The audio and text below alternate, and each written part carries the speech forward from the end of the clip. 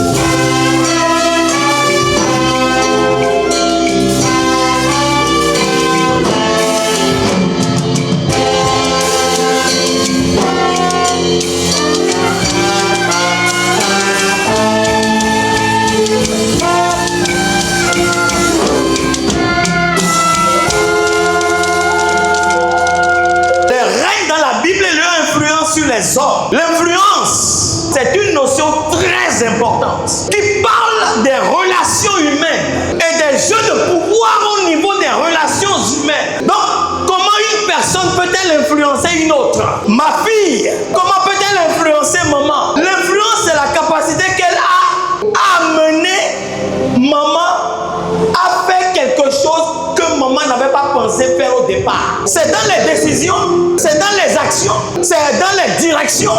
Mais comment cette influence se réalise? Soit c'est pas la persuasion, ça peut être les arguments, ça peut être aussi les machinations, les jeux, ça peut être par les prières, ça peut être par les forces occultes. Et l'influence qu'une personne a sur une personne B, sur le même sujet, n'est pas l'influence qu'une personne C peut avoir sur une personne B, la même personne. Ça veut dire que si je prends ma fille, la façon dont et la force avec laquelle elle va persuader maman et l'amener à faire une chose rapidement, si tu prends une autre fille ou bien une autre personne, ce ne serait pas le même effet. Donc ça dépend de la position de la personne qui influence. Le premier jeu d'influence que nous avons eu dans la Bible, c'est dans Genèse 3, partie de verset 1. Vous allez lire 4 et 5. Pourquoi?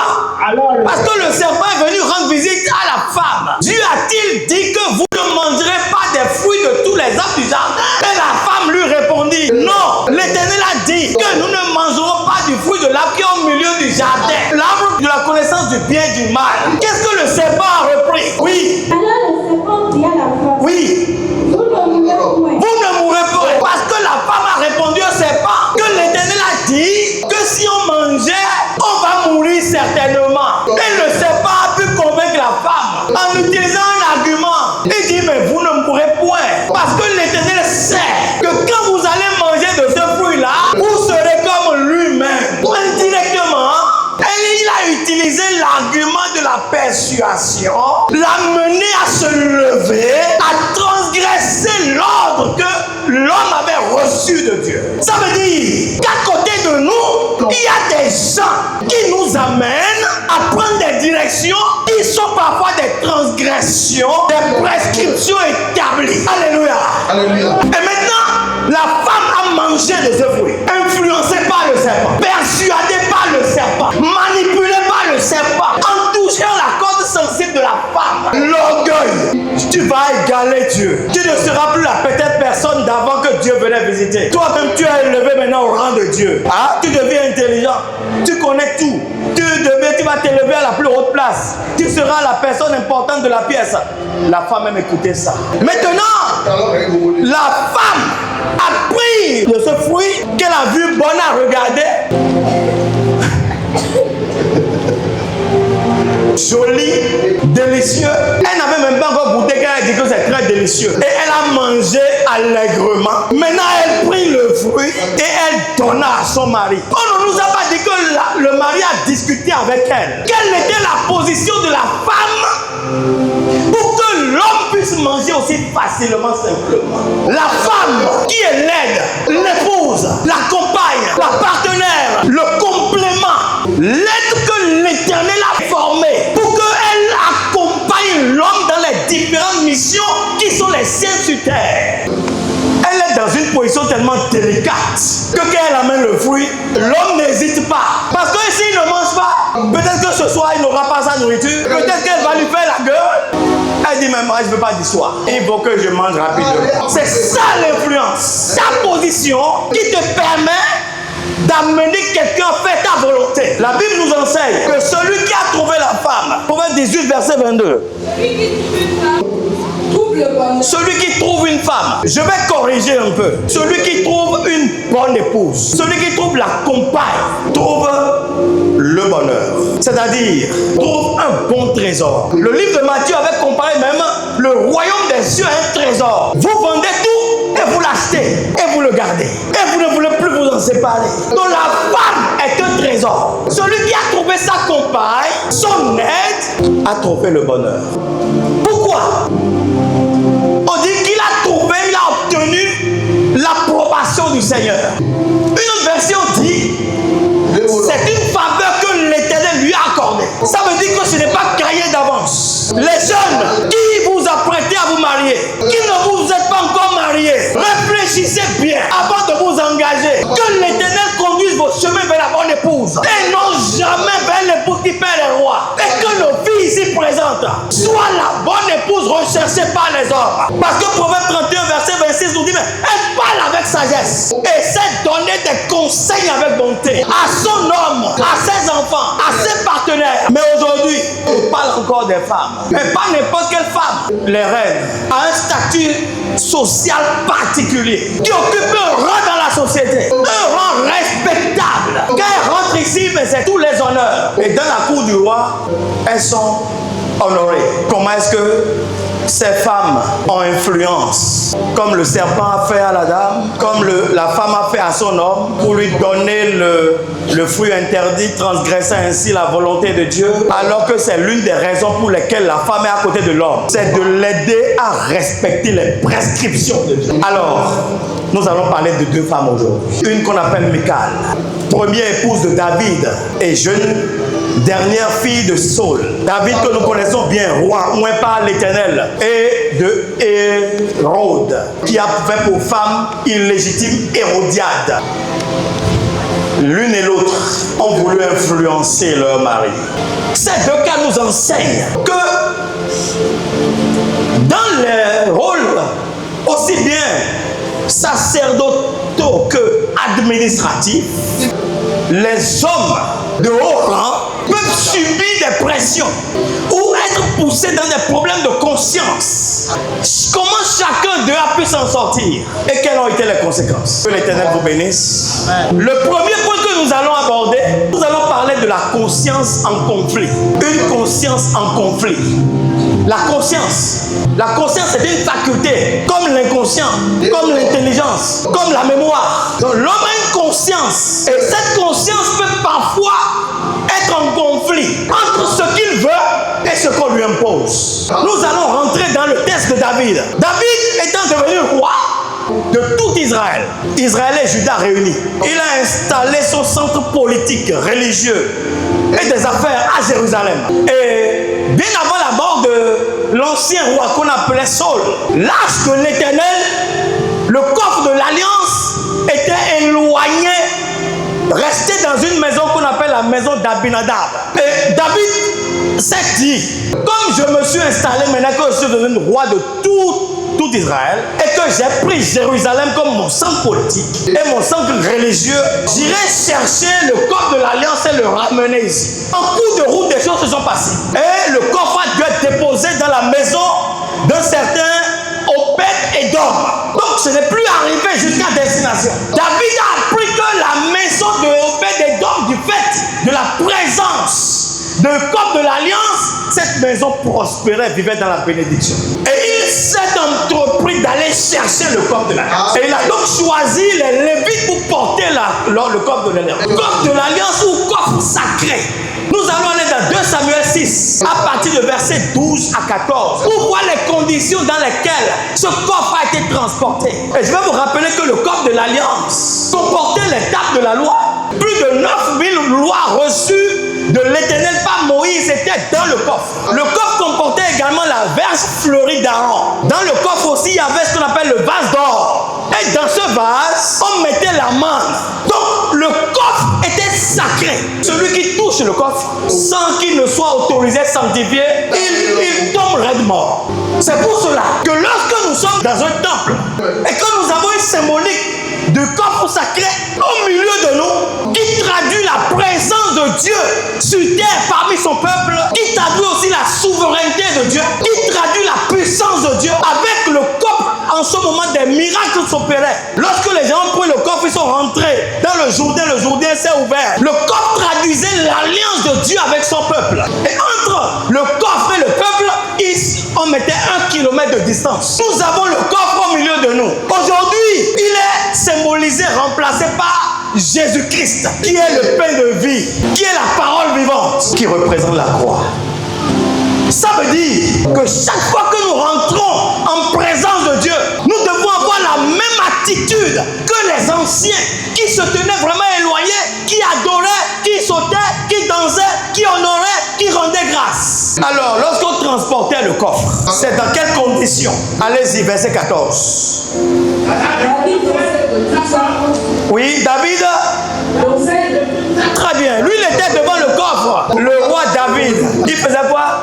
Il dansait de toutes ses forces. J'ai déjà vu dans une vidéo un chargé qui dansait dans le temple. Et je me suis demandé si ce n'est pas quelqu'un qui avait une ferme connaissance de la façon dont les David se déployaient leur corps, s'humiliaient devant le coffre de l'Alliance. Parce qu'on dit qu'il dansait. Et une autre version dit qu'il tournoyait.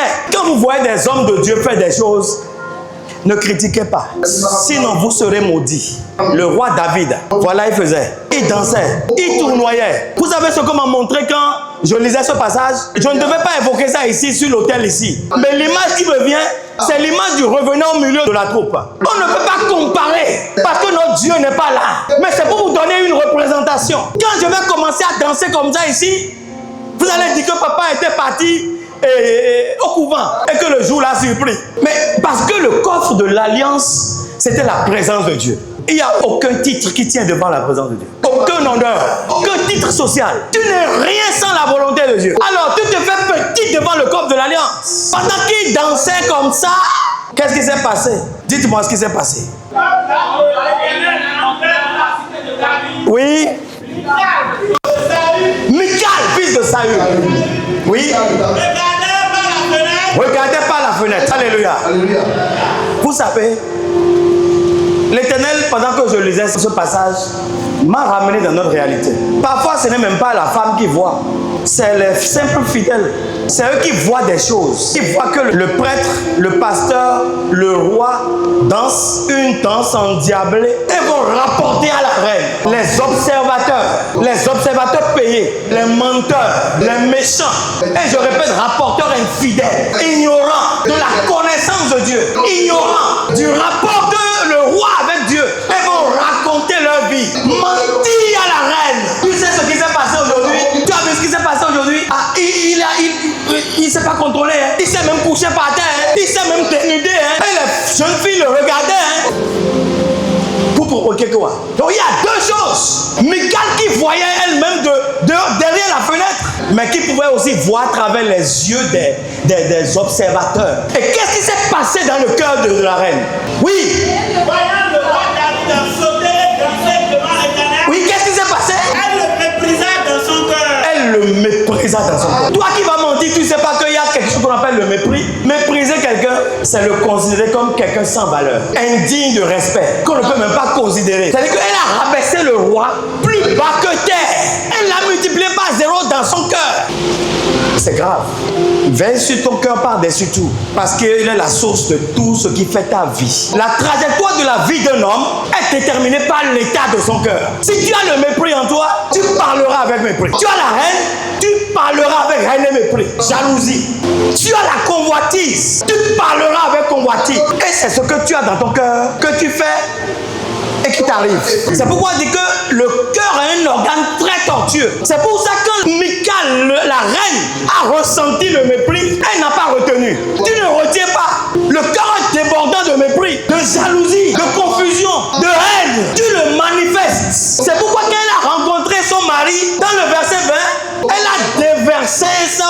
diabolique sur elle. En disant quoi? Quel honneur aujourd'hui pour le roi d'Israël Oui. de s'être découvert aux yeux des servants. Répétez correctement. Oui. Quel bonheur aujourd'hui pour le roi d'Israël Oui. de s'être découvert aux yeux des servants de ses serviteurs, Oui. comme se découvrirait un homme de rien. Comme se découvrirait un homme vil, sans valeur, zéro. Voilà ce que... Voilà comment elle a accueilli le roi, qui venait de danser, de rendre grâce, de faire des actions de partage envers les serviteurs. Le roi était confondu, une conscience confondue. Voilà ce que je faisais, voilà pourquoi je le faisais. Voici comment on m'accueille. C'est quand même l'âge de l'Éternel, c'est le corps de l'Alliance, c'est le trône de Dieu sur terre. Nous disparaissons quand Dieu est là. Aucun rang social n'a droit de citer devant le trône de Dieu. Mais ne le savait-elle pas? Mais la Bible dit également que Michal aimait David. Mais où est passé cet amour? Et pendant qu'elle parlait comme ça à son mari, qu'est-ce qui se passait en elle? C'est de la jalousie. Pourquoi cette violence verbale? Est-ce qu'elle me demande de m'enorgueillir devant la présence de Dieu? Et quel est le fait qu'elle recherche? Voulait-elle décourager David? Lui donner du remords, du regret? L'amener à s'excuser? Ou bien ne plus jamais reprendre une danse comme ça devant le corps de l'Alliance? Voilà l'état de la conscience de David. Alléluia.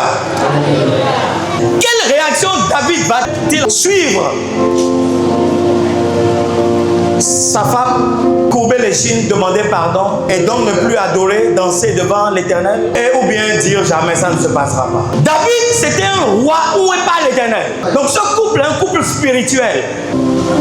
Et c'est pour vous dire que même dans les couples spirituels les plus affirmés, des choses comme ça se passent. C'est des prêches que vous faites et qui sont critiqués, ou bien des ordres à caractère spirituel qui sont contestés.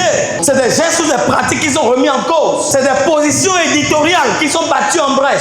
C'est parfois des relations saines qui sont compromises avec des intentions malsaines. Alors, face à ça, qu'est-ce que David a fait? Tout le monde vit ça.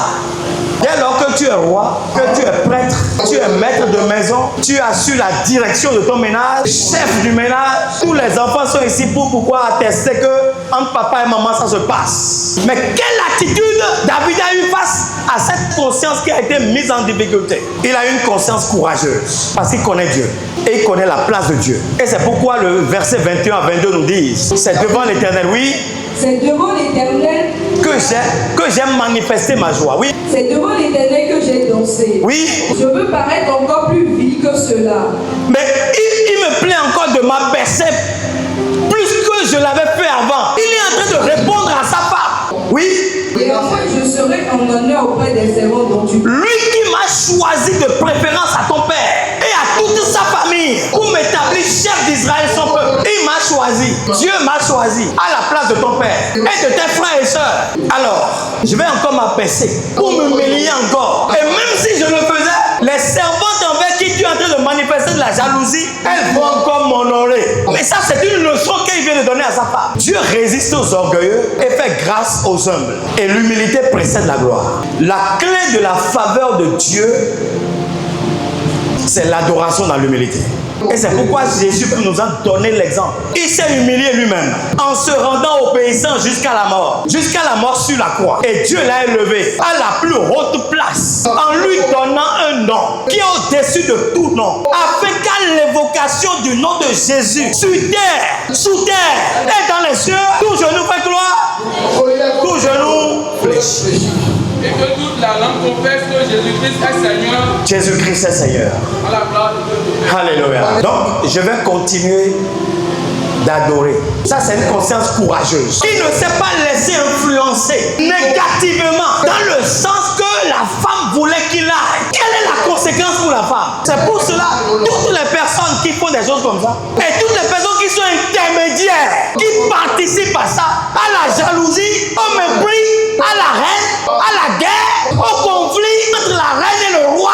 Écoutez ce qui s'est passé dans le verset 23. Or, Michal a vu quoi? fille de Saul, Fille de Saul. point d'enfant jusqu'au jour de Elle n'eut pas d'enfant jusqu'à la mort. Ça veut dire quoi? Beaucoup de gens sont malades de ce qu'elles participent ou participent au mépris dans la maison du Seigneur. La mort, la maladie, les accidents, les échecs, l'infertilité, ceux qui participent, ceux qui racontent, les observateurs mauvais, les adigmanos, c'est ce qui est arrivé à Michal. Parce qu'elle a eu du mépris envers le roi. Celles qui jouent comme Michal, il faudrait qu'elles revoient leur copie. Pour que nous sachions que l'Éternel est à sa place et que les choses spirituelles sont spirituelles. C'est pas le jeu de l'amusement. Servir Dieu, c'est un sacerdoce. Et on ne se moque pas de Dieu. Ce qu'un homme aura semé, il le récoltera certainement. Donc beaucoup de maladies, beaucoup de problèmes que nous gérons, nous évertuons à rester en éveil. On ne dort pas pour régler des problèmes que des gens sont allés chercher avec leurs mains. Donc que chacun revoie sa copie. Que la graine de la crainte de Dieu soit semée dans tous les cœurs. Afin que les raconteurs qui sont dans le peuple de Dieu, que l'Éternel les transforme. Que l'esprit maléfique subtilement mais sème le mépris dans le cœur de nos mamans, de nos filles. Que l'esprit maléfique soit démantelé au nom de Jésus. Et que l'esprit de Dieu soit notre guide, afin que nous ayons la conscience courageuse, quel que soit ce que ça va donner. Mais à côté de David, il y a Hérodiade et Hérode. Hérode était gouverneur de Galilée, il n'était pas roi. Mais c'est un titre que l'on se donne, roi, mais c'est le gouverneur. C'est comme un maire et c'est chef d'arrondissement. Mais lui, ce roi, ce gouverneur, avait une femme appelée Hérodiade. Comment il a épousé cette femme? En réalité, Hérode d'Antipas, on l'appelait. C'est une autre femme qu'il avait avant. Et ils avaient fait 20 ans de mariage. Un jour, il est allé rendre visite à son frère, Philippe, qui est aussi gouverneur dans une autre ville qu'on appelle Rome. C'est la femme de ce Philippe-là qu'on appelait Hérodiade. Et lorsque Antipas, notre Hérode, est allé rendre visite à son frère et qu'il a posé les yeux sur la femme du frère, il est tombé amoureux de la femme. Et il avait voulu avoir des relations cachées avec la femme. Et la femme lui a imposé une condition. Il dit: tu vas divorcer avec ta femme là-bas. Et comme il était rempli de la flamme de l'amour, il est retourné à la maison, il a fait la valise de sa femme, il dit: dehors. La flamme de l'amour. Alléluia. Alléluia. Un homme qui te voit dire: aujourd'hui je vais t'épouser. Toute femme va se réjouir de ça. Même si dans son cœur, même si elle dit non, avec les lèvres, quand tu regardes même la carrure de celui qui est venu, à moins que tu n'aies reçu Christ, ton cœur va être balancé. Ton cœur va être vraiment en challenge. Soit tu fais dans l'ombre, ou bien tu vas te mettre devant le Seigneur pour dire: Seigneur, sauve-moi. Mais si tu as un homme en face de toi qui est très acharné, qui utilise les 3 éléments chèque, choc et chic, et avec toute l'attention, pendant que certains n'avaient pas encore reçu Christ, elles vont se laisser berner. Mais dès que tu as reçu Christ, tu dis: mon corps c'est le temple du Saint-Esprit. Je ne peux pas déshonorer le temple du Saint-Esprit. Mais lorsque Hérode allait divorcer de sa femme, il est venu chercher la femme de son frère. Et c'est cette femme qu'on appelait Hérodiade. C'est pourquoi j'ai dit: attention, prenez garde à votre cœur. C'est de lui que découlent les sources de la vie. Si tu ne veux pas souffrir, si tu ne veux pas gérer des conflits internes, protège ton cœur. Parce que si tu laisses ton cœur dans les affres, dans les razzias de l'amour, ce que tu ne devrais pas faire, on va voir maman là avec le pain sur la tête la nuit, en train de faire la nuit, en train de passer dans les champs pour aller dans la case qui est au fond là-bas. Alors qu'elle est mariée, dégénérant, insultant, désapprouvant le temple. Qui est le temple de Dieu. Il a fini par épouser Hérodiade, qui avait une fille appelée Salomé. Pendant ce temps-là, Jean était en train de préparer l'arrivée de Jésus. Et qu'est-ce que Jean avait comme qualité? Jean était véridique. Il était véridique et même Hérode avait peur de lui. Donc le craignait et essayait même de le protéger. Mais Jean a dénoncé publiquement ce que le gouverneur vient de faire. Marc 6, verset 18. Oui. Il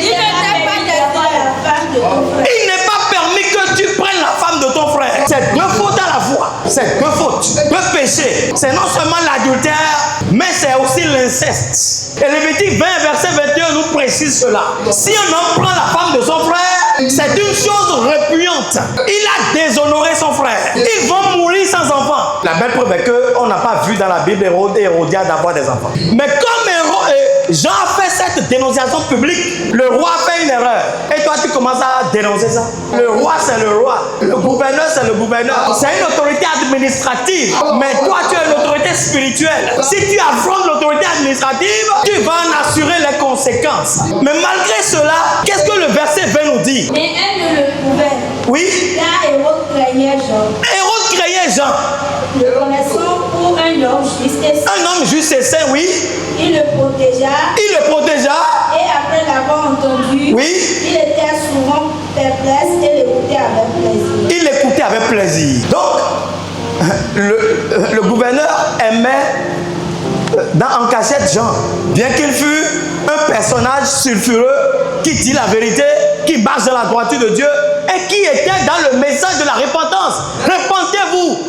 Sortez de ces genres de comportements, de l'inceste, de l'adultère, du vol, ces genres de choses. Mais lorsque tu as affaire à une femme qui est animée par la vengeance, elle finit par faire ce qu'elle a envie de faire. Qui es-tu pour critiquer nous, notre mariage? Moi, j'ai quitté mon ancien mari, j'ai rejoint un nouveau, et c'est toi qui prends téléphone, qui prends micro, qui rentre dans la nature et qui nous critique.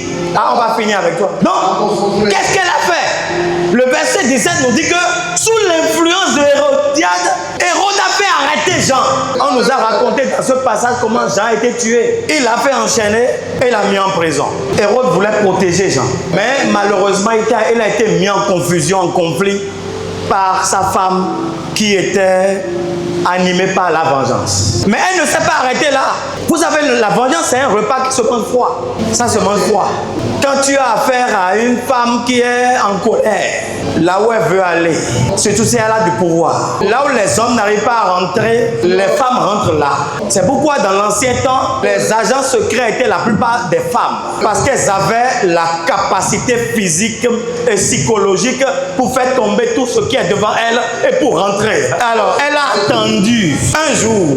Hérode avait son anniversaire et il a organisé une fête. Le vin coulait à flot. Le gouverneur Hérode était en joie, excité par l'alcool, rempli d'honneur devant ses invités. Il y avait la danse. Et en ces circonstances-là, le gouverneur fait une faveur. Hérodiade avait déjà préparé sa fille Salomé. Elle lui a appris la danse. La danse que tu vas faire, tout le monde va tomber sous ton charme. Et elle a fait rentrer au milieu des invités. Et Salomé a commencé par danser. C'était zouk, salsa, slow, rumba, le funk, la samba, tout ce que vous voulez. Qu'est-ce qu'elle a pu faire ce jour-là? Et tous ceux qui étaient dans la pièce se sont levés, ont commencé par acclamer. Elle les a tous charmés. Et le plan de Hérodiade est venu à exécution. Le roi s'est levé, rempli d'honneur. Il va embrasser sa fille. Il dit, mais où as-tu appris cette belle danse? Tu l'as faite avec tellement de grâce. Pour cela, parce que je suis en joie, je te fais une promesse. Demande-moi ce que tu veux et je vais te le donner. Même si c'est la moitié de mon territoire. La fille qui n'était pas dans l'économie de la manigance, de la manipulation. Vous voyez comment est-ce que l'esprit humain est tortueux. Attention. Attention avec qui vous marchez. Attention avec qui vous avez épousé. Vous ne connaissez pas vos épouses, vous ne connaissez même pas vos époux. La fille est retournée voir sa maman pour dire, mais voilà ce que ton papa a dit. Qu'est-ce que je vais lui demander? Qu'est-ce que le verset 25 nous dit? Sa mère lui répondit. La tête de Jean. Alléluia. Vous voyez ce qui nous arrive. Lui, il est dans une fonction administrative. Dans l'opposition administrative, les menteurs sont là. Les assassins sont là. Ceux qui vous poussent à des décisions, mais impopulaires sont là. Pour assouvir leur vengeance. La tête de Jean. Elle retourne dans la pièce en courant voir son beau-père. Et dit quoi? Je veux que tu me donnes à l'instant. Maintenant. Parce que si je te laisse le temps, tu peux encore avoir le remords. Maintenant. Ça veut dire que chaque fois, il faut analyser les motifs de la personne qui vous influence. Qu'est-ce que le roi fait? Vas-y. Il peut attrister, mais rien n'y fit. Mais rien. Ça n'a pas d'effet. Hein? Le roi fut attristé, mais à cause de ses serments et des convives, oui. Il ne voulut pas lui faire un refus. Il n'a pas voulu faire un refus. Oui. Il envoya sur le champ un garde. Il envoya, oui, un garde. Avec ordre d'apporter la tête de Jean-Baptiste. Avec ordre d'apporter la tête de Jean-Baptiste. Vous voyez, il a été en conflit. Vais-je le faire? Il avait été déjà fautif d'inceste et d'adultère. Maintenant, il est rendu complice d'assassinat. Mais au lieu de dire non, ça c'est pas bon, c'est grave, il a eu la conscience molle. Et Jean a été effectivement décapité. On a porté la tête sur le plat, on remis le plat à la fille, qui rapporta à sa maman. La vengeance a été totalement consumée. La deuxième leçon qu'il faut retenir, c'est à qui as-tu affaire? Si tu ne mesures pas la personne avec qui tu as affaire et que tu rentres dans son piège, ça va finir par la décapitation. Et on n'y peut rien. Hérode était amoureux. Il protégeait son ménage et il protégeait son honneur. Donc, nous devons tenir compte de ces choses qui se passent dans la société et mesurer quel est le pouvoir des personnes avec lesquelles nous sommes en problème. Et la parole de Dieu nous dit que il y a 6 choses que l'Éternel déteste et ne supporte absolument pas. 1. Le regard orgueilleux, la bouche qui trompe, les mains qui tuent l'innocent, un cœur qui trame des projets injustes, des pieds qui courent faire le mal, un faux témoin qui ment comme il respire. Et il y a même un 7e, l'homme qui sème la discorde, donc qui excite les conflits, les désaccords, les disputes. Donc pour nous qui sommes chrétiens, nous devons faire attention à ne pas nous laisser conduire dans des péchés qui sont graves.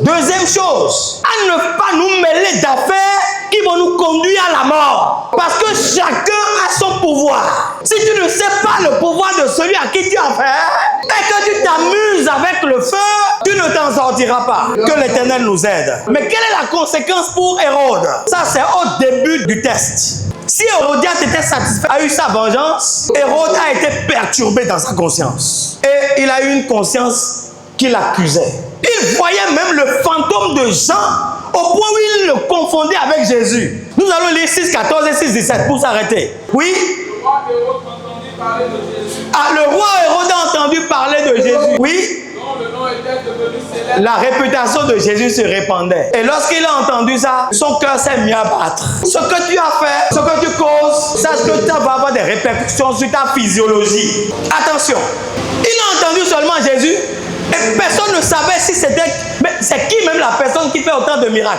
Et lui-même, qu'est-ce qu'il a dit? Jean-Baptiste est ressuscité des Il dit, mais il doit être Jean-Baptiste, ressuscité des morts. Maintenant, il a fait une confession publique. Il était... Mais Hérode, Oui, en apprenant cela, oui, disait, ce Jean, très bien, que j'ai fait décapiter. Donc il a fait une confession publique. Il prenait Jésus pour Jean. Parce que son cœur n'est pas encore en paix. Maintenant, il voit un fantôme. Quand il dort, il voit Jean. Il mange, il voit Jean. Il boit, il voit Jean. Il est dans la nuit, il voit Jean. Il est avec ses sujets, il voit Jean. Et il a dû faire une confession publique.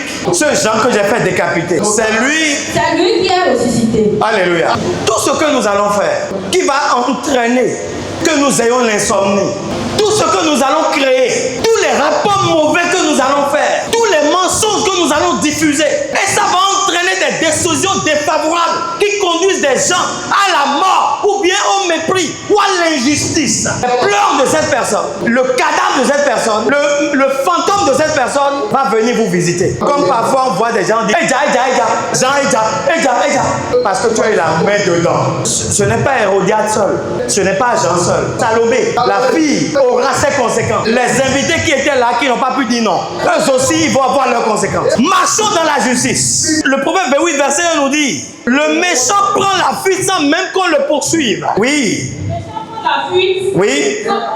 Qui le chasse? C'est ce qu'il a créé. Qui est en train de le chasser? Ayons une conscience en paix. Deux reines ont tenté d'influencer négativement deux hauts responsables. Responsables spirituels puis administratifs. Mais cette influence, c'est sous l'impulsion de la jalousie, de l'arrogance et de la vengeance. David a eu l'intelligence de regarder la reine. Malgré cela, la reine a été sanctionnée. Une vie sans enfant, c'est pas bon. Ça veut dire qu'elle a été asséchée.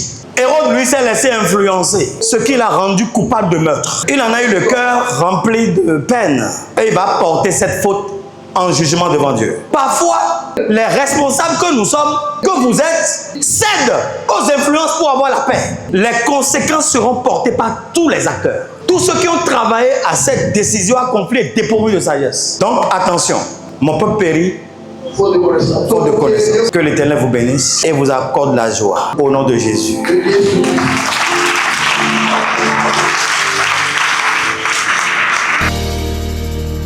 Enfant du Christianisme.